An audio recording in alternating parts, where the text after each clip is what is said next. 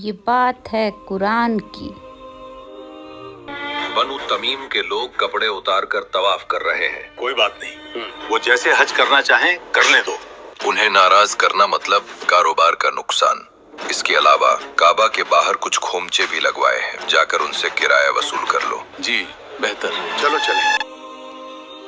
جب مکہ میں سورہ ماؤن نازل ہوئی تو ہر سردار کو ایسا لگا جیسے اس کا پردہ فاش ہو تو گیا۔ ہاتھ ہو گئی ہے۔ محمد نے مجھے ذلیل کیا ہے یتیم کا مال کھانے والا کہہ کر۔ ارے محمد نے تمہیں نہیں مجھے ذلیل کیا ہے۔ بے وقوفوں جیسی باتیں مت کرو، آپ مجھے ذلیل کر گئے ہیں۔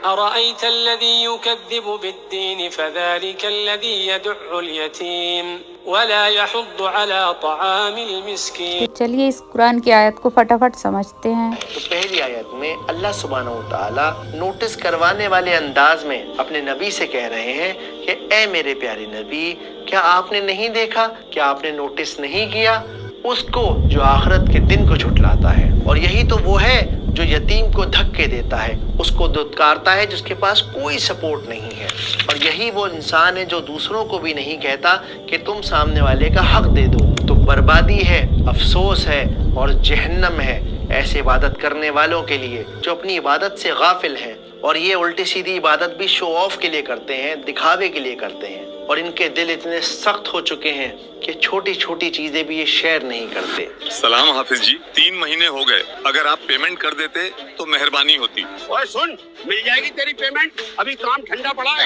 اگلی بار فون کرے تو گالی بک کر فون کاٹ دینا، پریشان کر رکھا ہے۔ اس صورت میں جو غور کرنے والی بات ہے وہ بات یہ ہے کہ اس صورت کے اندر اللہ سبحانہ وتعالیٰ نے ایمان اور اخلاق دونوں کو ایک ساتھ کنیکٹ کر دیا ہے، یعنی اب آپ کی دین اور دنیا الگ نہیں ہے بلکہ وہ ایک ہی ہے۔ تو ان کنکلوژن یہ صورت ہمیں ایک فارمولا دیتی ہے۔